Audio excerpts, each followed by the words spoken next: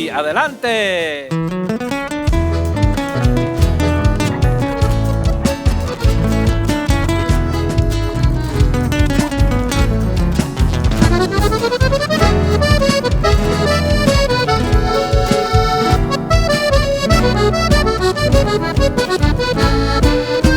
Entre las flores que engalanan en mi jardín, sos la más linda paraguaya checamba.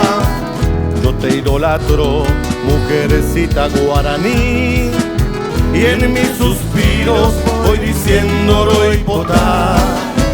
Por eso quiero pregonar en mi cantar toda la dicha que me brinda tu querer.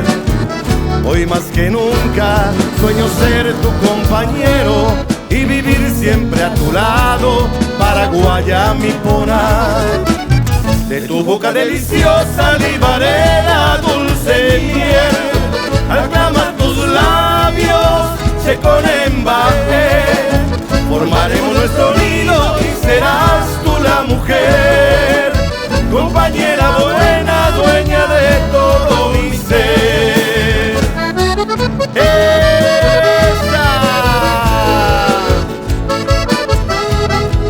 ¡Arriba las paraguayas lindas!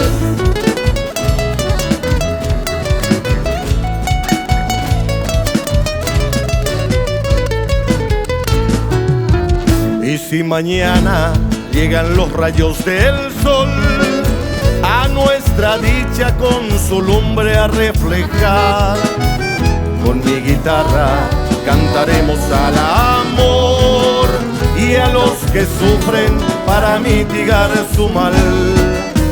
No habrá tristeza alrededor de nuestro hogar, tú siempre alegre y yo dichoso te diré cuánto te quiero, paraguaya mi adorada, mujercita idolatrada, dueña de todo mi ser. De tu boca deliciosa libaré la dulce miel,